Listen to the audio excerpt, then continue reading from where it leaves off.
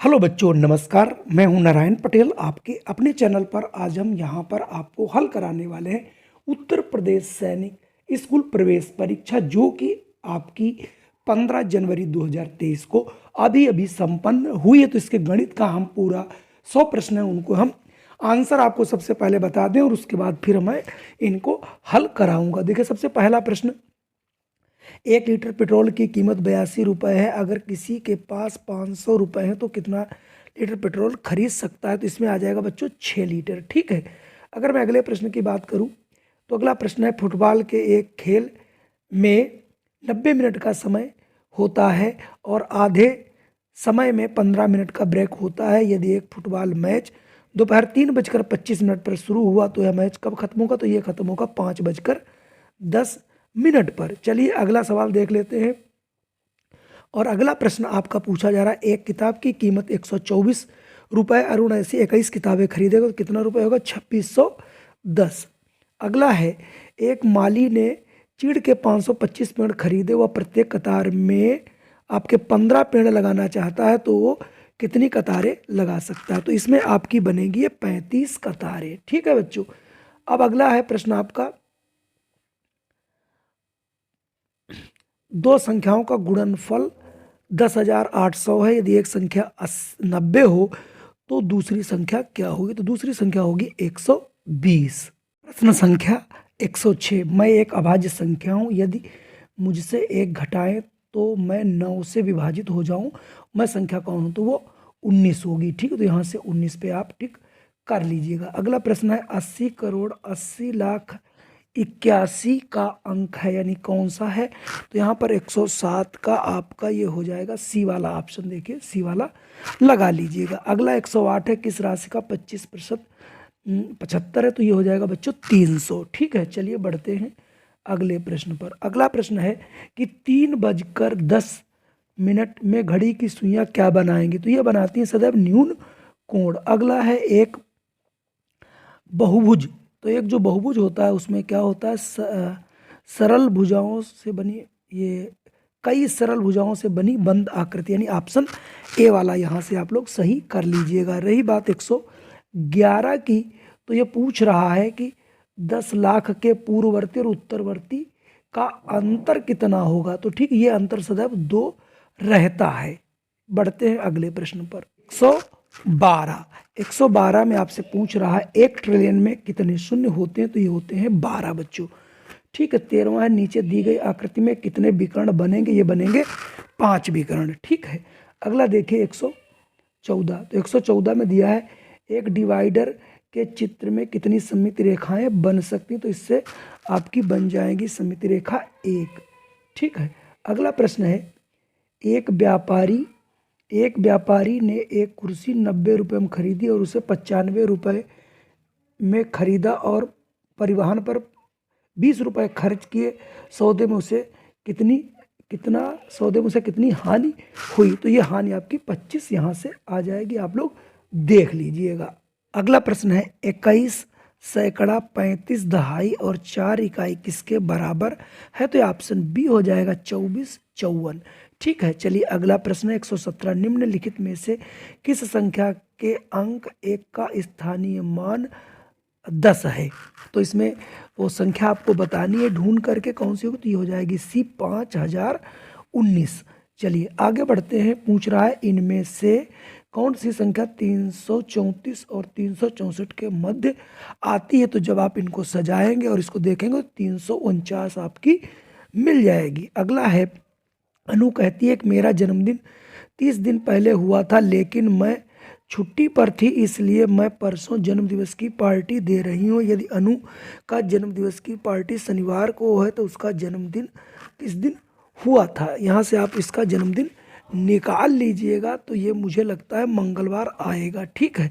अगला प्रश्न आपके सामने है कि निम्नलिखित में से किसे 6 और आधा हजार लिखा जा सकता है? तो ये 6500 को लिखा जा सकता। 6500 आपका ये सी में आ रहा है।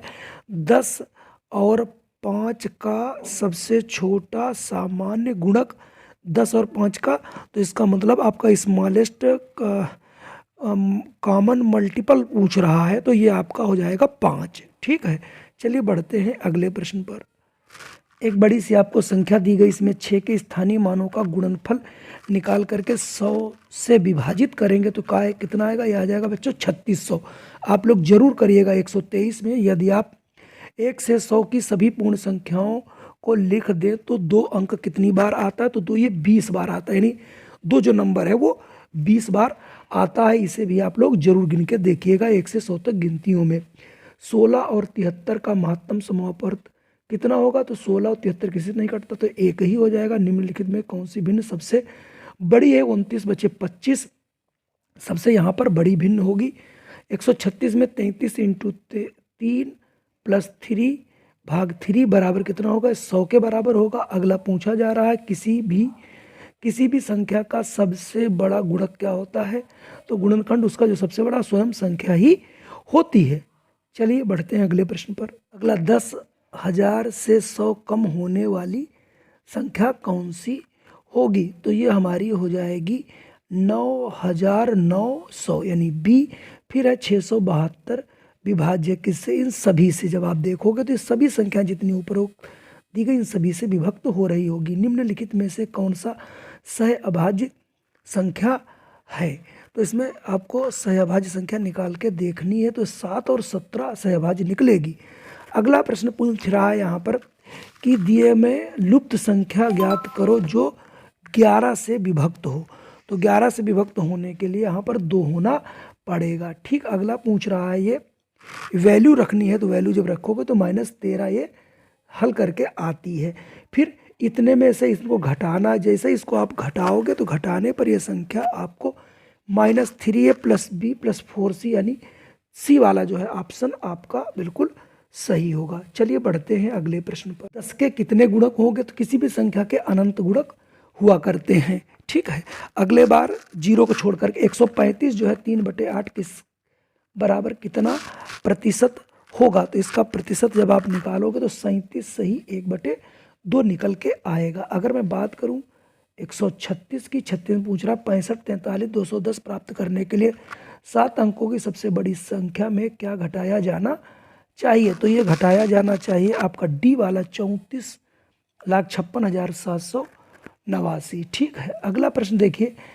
एक भिन्नात्मक संख्या और उसके गुणात्मक प्रतिलोम का गुणनफल क्या होता है, वो 1 आता है। यहाँ से आप लगा लीजिएगा। फिर ये संख्याओं को जोड़ना है और उसमें से घटाना है, तो घटाने और जोड़ने के बाद ये 1083 संख्या जो है आपकी यहाँ से बन जाएगी। तो 1083 आप यहाँ से देख लीजिएगा, ये सी वाला ऑप्शन सही होगा।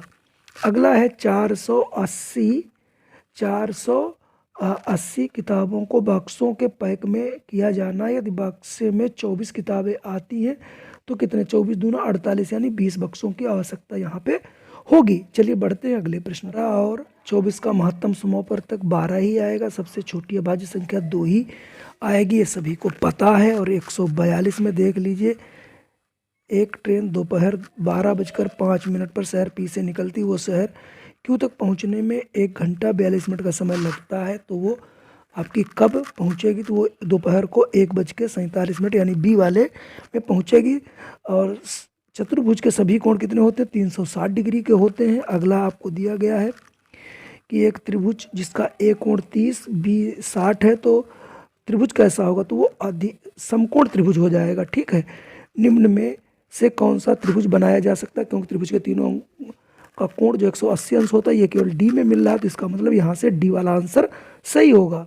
146, 90, 60, 75 और 35 का लघुत्तम निकालना, ये 6300 आपका आएगा। 7 और 1/9 के व्युत्क्रम का योगफल कितना आएगा, जब भी इसका आप योगफल निकालोगे तो 9 सही 1/7 आएगा, या उसको कह सकते हो 64/7 यानी डी की हम बात यहाँ पे करेंगे। अगर बात 148 की करें तो 148 में पूछ रहा है यदि हमें 45 और 90 के योग को उसके अंतर से भाग दें तो उत्तर कैसा आएगा, तो उसका जो उत्तर होगा वो होगा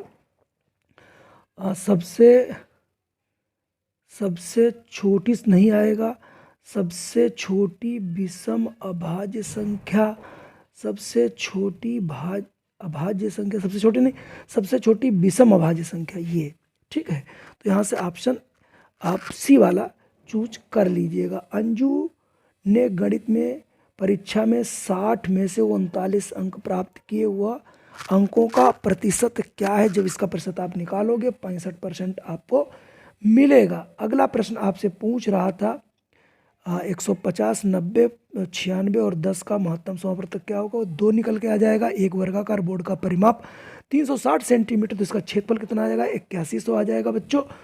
चलिए बढ़ते हैं अगले प्रश्न पर। फटाफट अपने आंसर सभी लोग मिलाते रहिएगा। इसका आंसर आ जाएगा 2 मीटर 35 सेंटीमीटर का पहला ही ऑप्शन हो जाएगा 2.35 मीटर, और 153 का यह आ जाएगा मिलीमीटर, यानी 1 मिलीमीटर, यानी ए वाला सही हो जाएगा। अगला है गौरी आगामी मैराथन में भाग लेने का अभ्यास कर रही है, रोज 10 किलोमीटर दौड़ती है, तो जनवरी महीना 31 तो 310 किलोमीटर आ जाएगा। यहाँ से ऑप्शन आप बी वाला देख सकते हैं। 155 हेक्टागोन में कितनी होती हैं भैया? 7 होती हैं।